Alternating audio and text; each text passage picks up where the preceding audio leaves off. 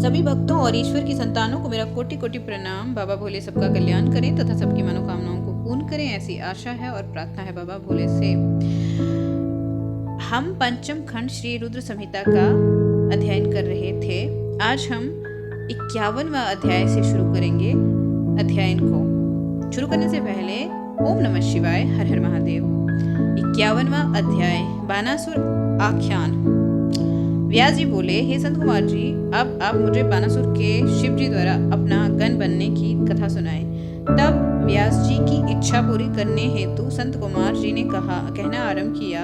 वे बोले, हे महामुने, जैसा कि आप जानते ही हैं कि ब्रह्मा जी के ज्येष्ठ पुत्र वे मरीचि हैं और उनके पुत्र महामुनि कश्यप जी ब्रह्मा के परम भक्त थे। उन कश्यप मुनि की 13 सुंदर और सुशील कन्याएं हुई, जिसमें सबसे बड़ी का नाम दिति था। दिति के ही बड़े पुत्र का नाम हिरण्यकश्यपु था और छोटे पुत्र का नाम हिरण्याक्ष था। दिति के दोनों ही पुत्र महाबली, वीर और पराक्रमी थे। हिरण्याकश्यपु को विवाह के उपरांत व्याहाद, अनुबहाद, सबहाद और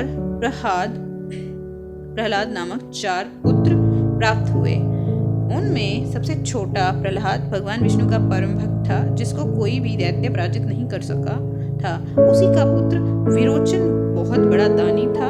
उसने देवराज इंद्र को दान में अपना सिर काट कर दे दिया था। उसका पुत्र बलि भी महान दानी और भगवान शिव का परम भक्त था।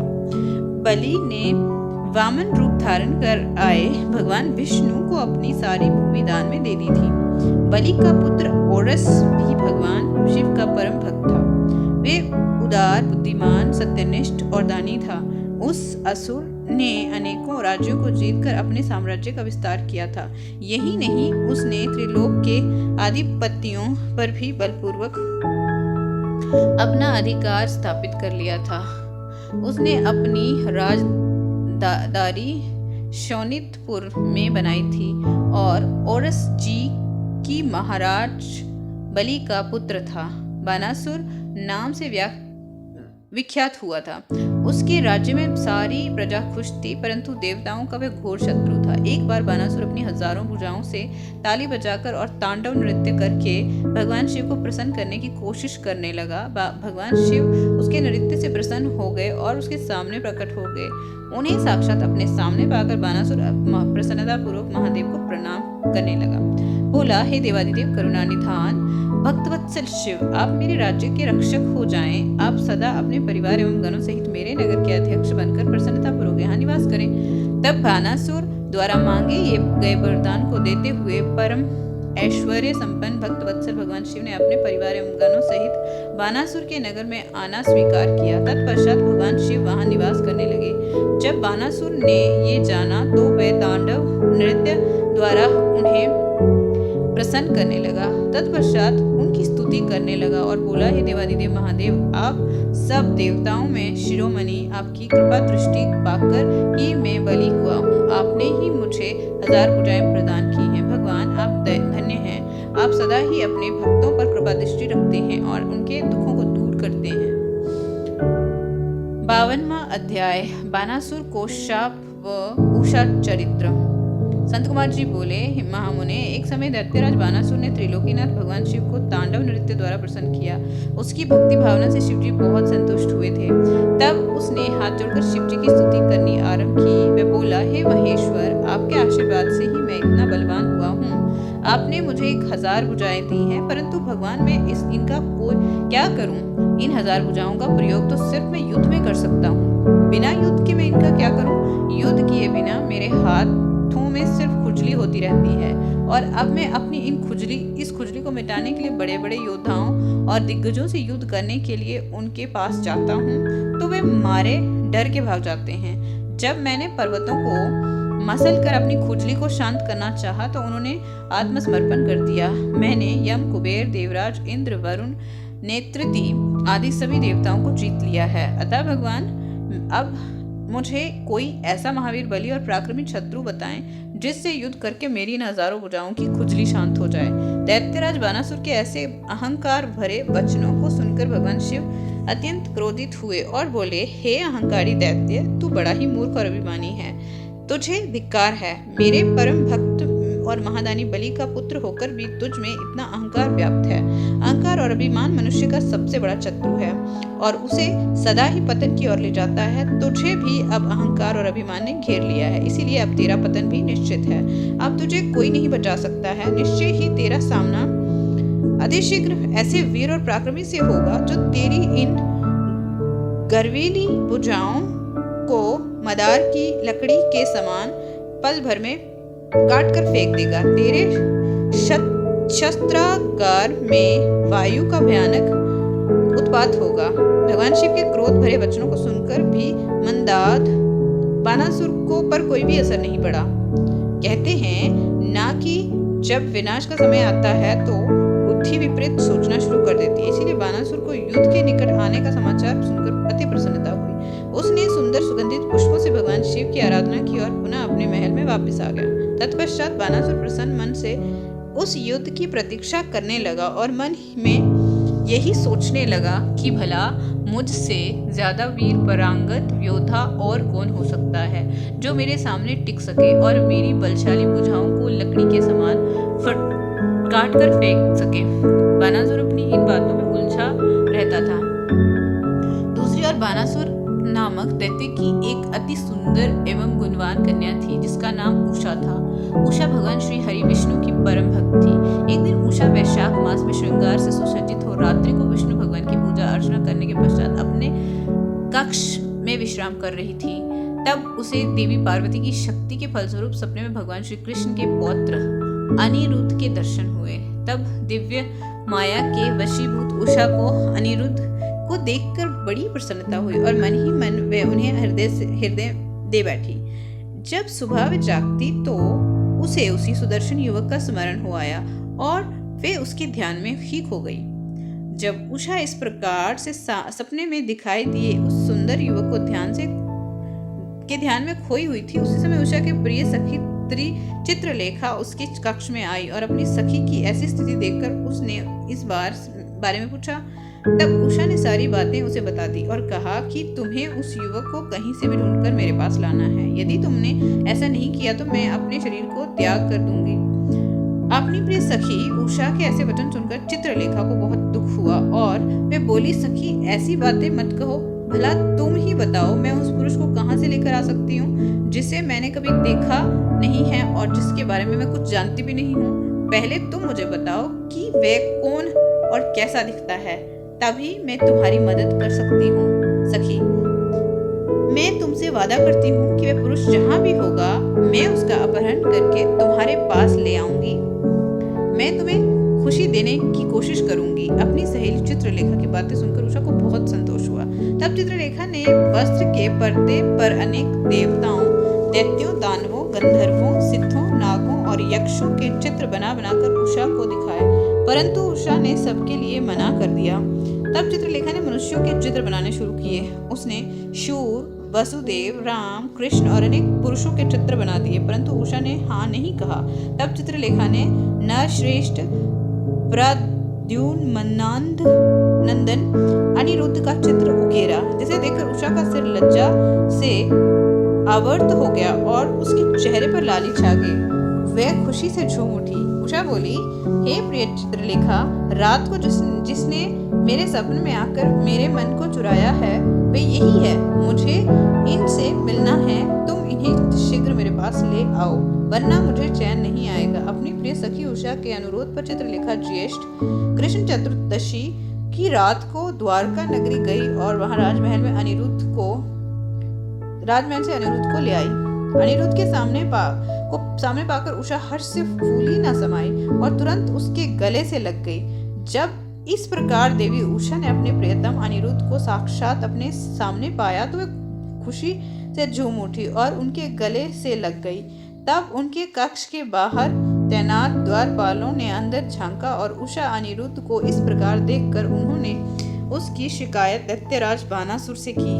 द्वारपाल बोले, महाराज, आपकी कन्या के अंतपुर में एक पुरुष घुस आया है और वे आपकी कन्या से प्रेमालाप कर रहा है। महाराज, आप वहां चलिए और देखिए कि वे कौन है। आपकी आज्ञा होने पर ही हम सब मिलकर उसे उसकी दुष्टता का दंड देंगे। इस प्रकार द्वारपालों से अपनी कन्या के विषय में सुनकर दैत्यराज बानासुर को बहुत क्रोध आया और उसे आश्चर्य भी हुआ। वह तत्काल उनके साथ चलने को तैयार हो गया।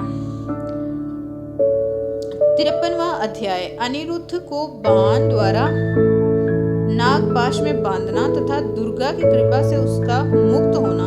संत कुमार जी बोले, हे व्यास जी, जब दैत्यराज बानासुर के द्वारपालों ने उनके पास जाकर उनकी पुत्री उषा के कक्ष में किसी पुरुष के होने की सूचना दी तो वे आश्चर्यचकित हुए कि स्वयं वहां गए। तब क्रोधित बानासुर ने उषा के साथ अनिरुद्ध को देखा। अनिरुद्ध बहुत सुंदर और बलशाली नवयुवक था। क्रोधित बानासुर ने अपने सैनिकों को अनिरुद्ध को मारने की आज्ञा दी।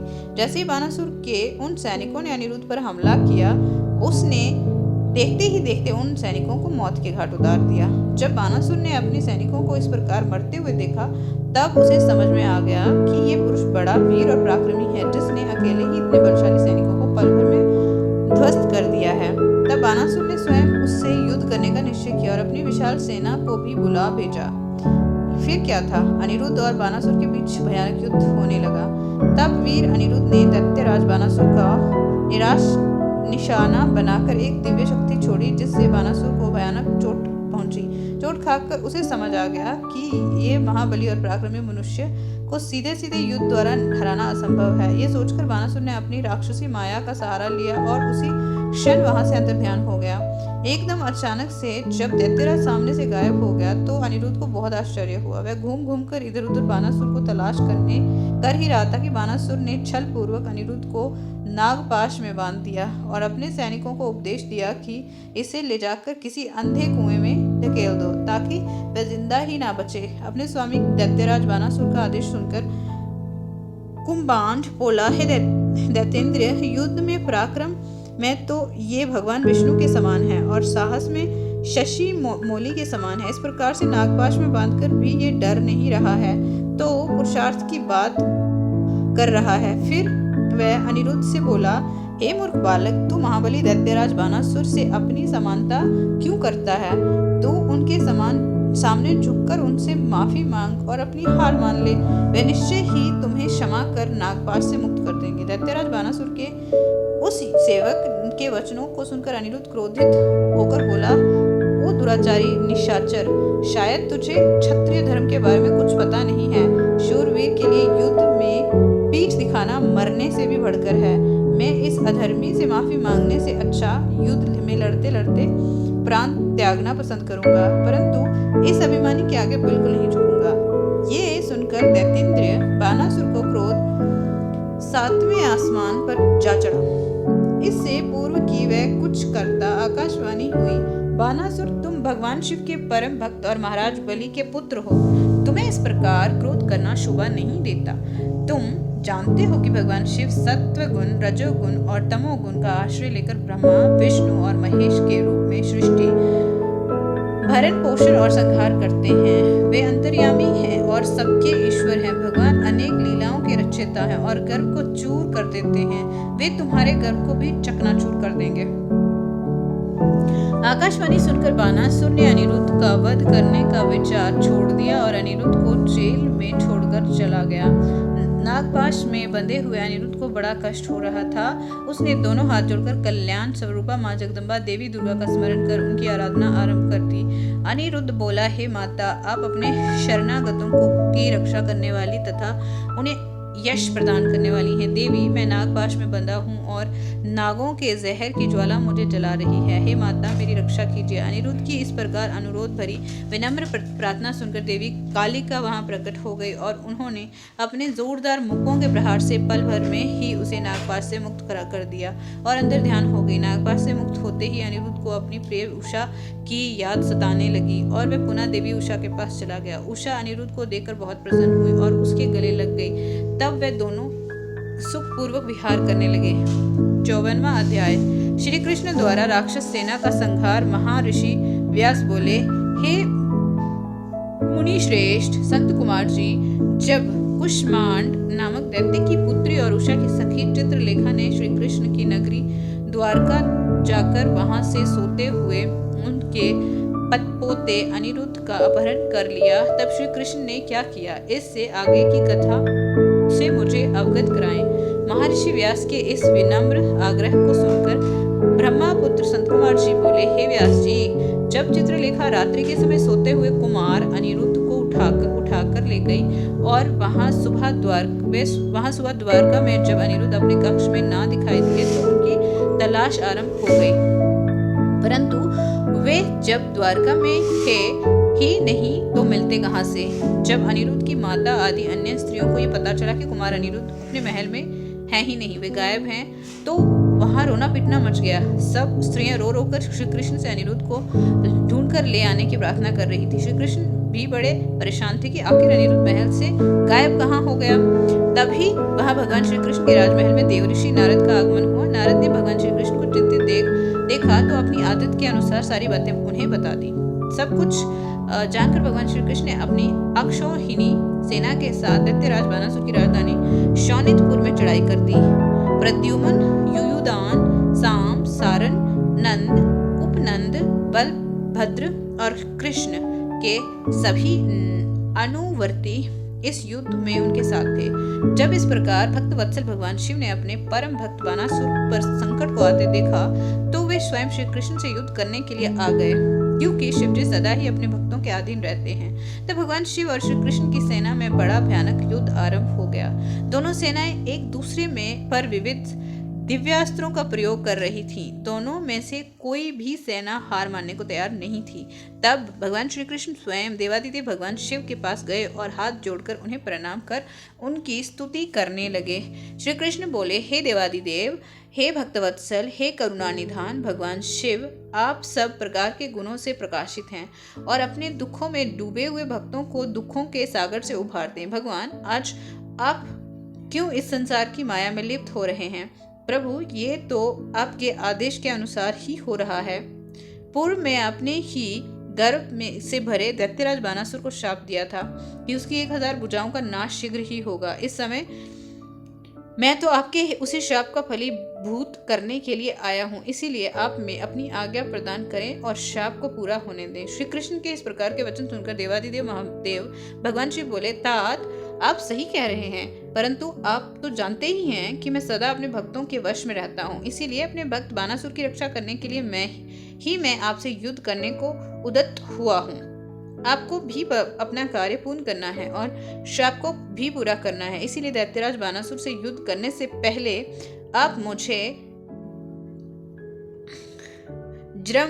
जृंभनास्त्र नामक शस्त्र द्वारा जिम्भ्रन कर दीजिए, फिर अपने कार्यों को पूरा कीजिएगा। भगवान शिव की आज्ञा का पालन करते हुए भगवान श्री कृष्ण ने तुरंत जृंभनास्त्र नामक अस्त्र छोड़ा, जिसके फलस्वरूप भगवान शिव जिम्बत हो गए और मोहित होकर युद्ध को भूल गए। तब भगवान श्री कृष्ण खड्ग, गदा और सृष्टि आदि अस्त्रों से दैत्यराज बानासुर की विशाल सेना का संहार करने लगे। 55वां अध्याय, बानासुर की भुजाओं का विध्वंस। व्यास जी ने संत कुमार जी से पूछा, हे ब्रह्मापुत्र संत कुमार जी, जब भगवान शिव को श्री कृष्ण ने जृंभनास्त्र से मोहित कर दिया तब वहां उस युद्ध में क्या हुआ? संत कुमार ने कहा, व्यास जी, जब युद्ध भूमि में श्री कृष्ण ने जृंभनास्त्र का प्रयोग किया तो देवादिदेव भगवान शिव अपने शिवगणों सहित मोहित हो गए और संग्राम भूमि में ही सो गए। तब दैत्यराज बानासुर अपने रथ पर बैठकर श्री कृष्ण से युद्ध करने के लिए आया। बानासुर के रथ के घोड़ों की लगाम उसके सेनापति कुष्मांड के हाथों में थी। अनेकों प्रकार के आयुधों से सुसज्जित होकर बानासुर भीषण युद्ध करने लगा। दोनों पक्षों में काफी समय तक युद्ध चलता रहा। श्री कृष्ण जी ने भगवान शिव का स्मरण करके हाथों में शंख धनुष उठा लिया और बानासुर पर बाणों की वर्षा करने लगे, परंतु बानासुर भी वीर और पराक्रमी था। वे उन बाणों को अपने पास आने से पहले भी काट डालता। बानासुर की वीरता से सारी कृष्णा सेना भयभीत होने लगी। उसके दैत्य भी बड़ी बहादुरी से लड़ रहे थे। बानासुर ने देखते देखते संपूर्ण यादव वंश को मूर्छित कर दिया। ये दृश्य देखकर श्री कृष्ण अत्यंत क्रोधित हो उठे। श्री कृष्ण ने गर्जन करते हुए अनेक प्रचंड बाणों को चलाकर उसके रथ और धनुष को तोड़ दिया। तब बानासुर गदा लेकर कृष्ण की ओर दौड़ा। फिर दोनों में गदा युद्ध होने लगा। बानासुर ने श्री कृष्ण पर गदा का भीषण प्रहार किया, जिससे वे एक पल के लिए धरती पर गिर पड़े, परंतु अगले ही क्षण उठकर पूरे वेग के साथ दैत्येंद्र से युद्ध करने लगे। उन दोनों के बीच इसी प्रकार भीषण युद्ध चलता रहा। तब एक दिन भगवान श्री कृष्ण बहुत क्रोधित हुए और उन्होंने मन में भगवान शिव का स्मरण करके हाथों में परम दिव्य सुदर्शन चक्र उठा लिया और दैत्यराज बानासुर की भुजाएं लकड़ी की तरह काट डाली। अब बानासुर की केवल 4 भुजाएं ही शेष थी। तब क्रोधित श्री कृष्ण ने सुदर्शन चक्र द्वारा ही बानासुर का सिर काटना चाहा। उसी समय भगवान शिव मोह निद्रा से जाग गए और बोले, हे देव की नंदन, आप तो सदा ही मेरी आज्ञा का पालन करते हैं। मैंने आपको बानासुर की भुजाओं को काटने की आज्ञा दी थी। ये मैंने अपने भक्त के गर्भ को तोड़ने के लिए किया था। अपने भक्तों की सदा रक्षा करना मेरा धर्म है। इसीलिए आप बानासुर का वध की इच्छा त्याग दीजिए और अपनी शत्रुता को भूल जाएं। बानासुर की पुत्री उषा और आपके पौत्र अनिरुद्ध एक दूसरे के होकर जीना चाहते हैं। इसीलिए उन दोनों को विवाह के पवित्र बंधन में बांधकर आप अपने साथ द्वारका ले जाएं। ये कहकर भगवान शिव ने बानासुर और श्री कृष्ण में मित्रता करा दी और स्वयं वहां से अंतर्ध्यान होकर शिवलोक को चले गए। तब बानासुर श्री कृष्ण को आदर सहित अपने महल ले गया और वहां उनका बहुत आदर सत्कार किया। तत्पश्चात शुभ मुहूर्त में अपनी पुत्री उषा और श्री कृष्ण के पौत्र अनिरुद्ध का विवाह संपन्न करा के उन्हें अनेक बहुमूल्य रत्नों और हीरो ज्वारातों के साथ विदा किया। आज के लिए इतना ही। आगे का सफर अगली वीडियो के साथ जारी रखेंगे। तब तक के लिए धन्यवाद। ईश्वर सबका सदैव कल्याण करे।